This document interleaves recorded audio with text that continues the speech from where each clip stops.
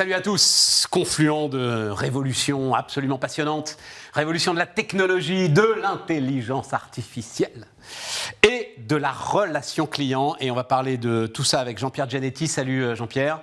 Salut Stéphane. Vice-président de Zendesk pour la France. Tu nous présentes Zendesk, grosse boîte.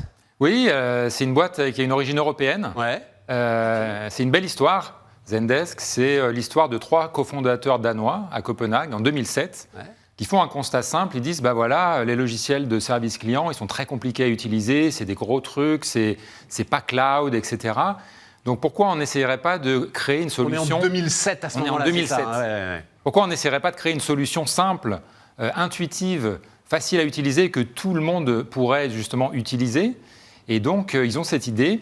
Alors, c'est vrai qu'en 2007, en Europe, il n'y a pas beaucoup de sociétés de private equity ou de capital investissement dans le logiciel. Donc, ils traversent l'Atlantique et ils vont s'installer aux États-Unis. Alors, d'abord à Boston et ensuite à San Francisco. Et quelques mois plus tard, Zendesk est lancé. Donc, l'origine de Zendesk est européenne. Aujourd'hui, je vais appeler ça la chaîne de valeur de la relation client.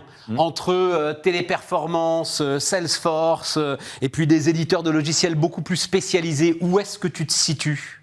Alors, nous, on se situe vraiment dans la relation client. C'est-à-dire que nous, on fait une seule chose. On est éditeur de logiciels de relation client. C'est notre métier. On n'en a qu'un seul. Donc, ces entreprises que tu as citées, par exemple Webhelp ou Téléperformance, vont utiliser nos solutions. C'est ça. Pour optimiser eux-mêmes leur propre plateau, par exemple, de réponse aux clients. Oui. Une spécificité particulière sur cette relation client, parce qu'elle est très très vaste, cette relation client. Oui, alors la spécificité qu'on a, nous, c'est d'abord, on ne fait que ça. Et puis, on a développé avec les fondateurs tout au long des années la spécificité de l'omnicanalité. Alors, qu'est-ce que ça veut dire ? Ça veut dire que toi, si tu contactes un service client, si la structure utilise Zendesk, tu pourras la contacter soit par mail, ou par téléphone, ou par message, ou sur les réseaux sociaux. Et tout ça va être géré dans un seul logiciel, sur une seule interface, qui est Zendesk. Et arriver directement... Alors, soit un chatbot, soit un système automatique qui va répondre et qui va être en capacité de répondre aux questions. Oui, ça c'est au choix. Ça, c'est au choix de comment tu vas configurer le logiciel. Mais c'est Zendesk aussi qui opère ces réponses automatiques. C'est ça. Et aujourd'hui, on a plus de 100 000 clients dans le monde entier. Et la plupart de nos clients sont des sociétés de toute taille et de tout secteur d'activité. C'est une autre spécificité pour répondre à la question.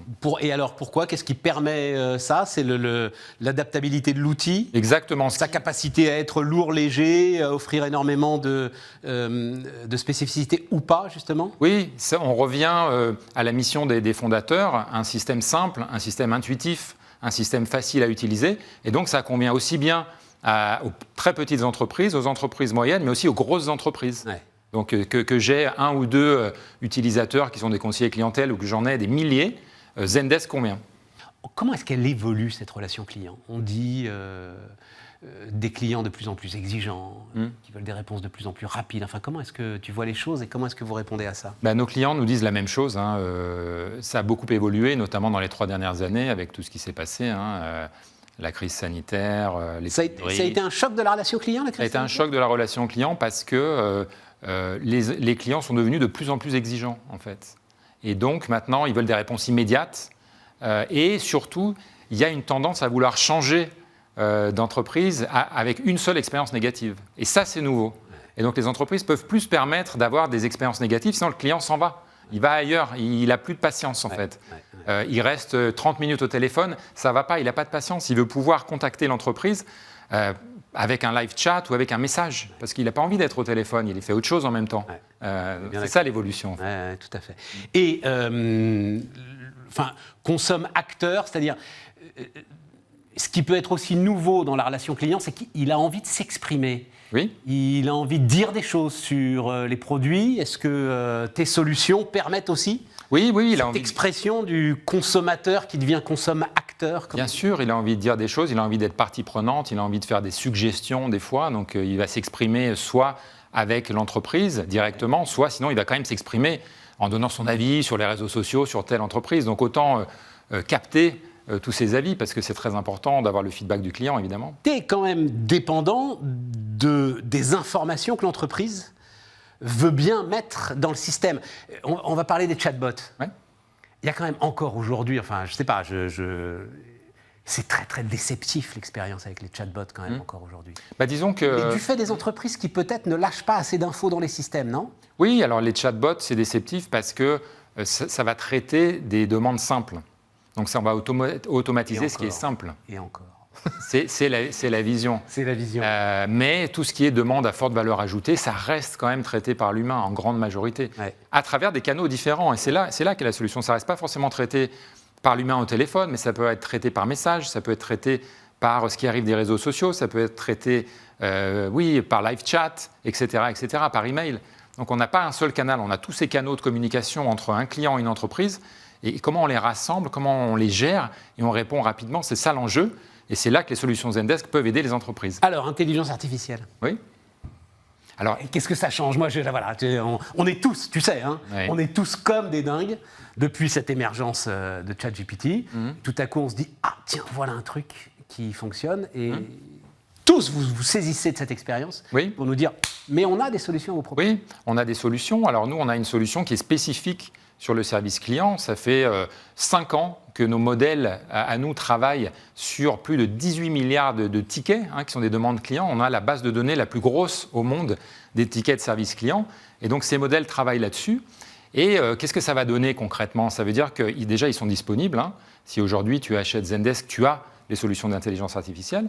Donc ça donne plusieurs choses. La première, ça peut aider le conseiller clientèle de l'entreprise à répondre de manière plus rapide. Parce que c'est un peu ce qu'on appelle le conseiller commercial augmenté. Il va avoir des suggestions en fonction de la demande. Absolument. Et puis ça peut aider d'autres choses, comme par exemple traiter les demandes qui arrivent. C'est-à-dire que l'intelligence artificielle va analyser la langue, si je vends dans plusieurs pays, va analyser le sentiment, est-ce que c'est plutôt positif, est-ce que c'est plutôt négatif, elle va analyser l'intention par exemple, et donc va ce qu'on appelle router, c'est-à-dire destiner la demande directement aux bons agents, aux bonnes personnes dans l'entreprise. Donc il n'y a pas des humains qui vont dire qu'est-ce que c'est ça, il faut que je l'envoie à Stéphane, ah non ça, il faut que je l'envoie à Jean-Pierre. Non, ça va être fait automatiquement, donc il y a des gains. Voilà ce que ça change. En fonction du temps que je vais avoir, si je me mets à écrire en capital comme Donald Trump, très énervé, etc., on va m'envoyer vers un gars dont on sait qu'il a la capacité, et la formation sans doute, à gérer les gros énervés. Oui, après ça dépend. Par exemple, des choses comme ça. Oui, ça dépend aussi de la typologie du problème. Si c'est un problème, par exemple, je ne sais pas moi, de livraison parce que tu as commandé sur un site web, ou si c'est un problème de virement non reçu parce qu'on traite avec une banque.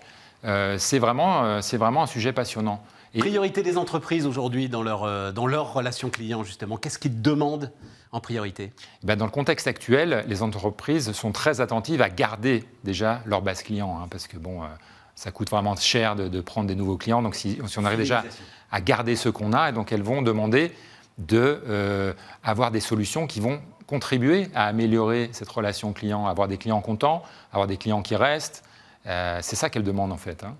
Fidélisation. Merci pour tout ça, Jean-Pierre. Zendesk, donc, pour la France qui nous accompagnait. Merci Stéphane.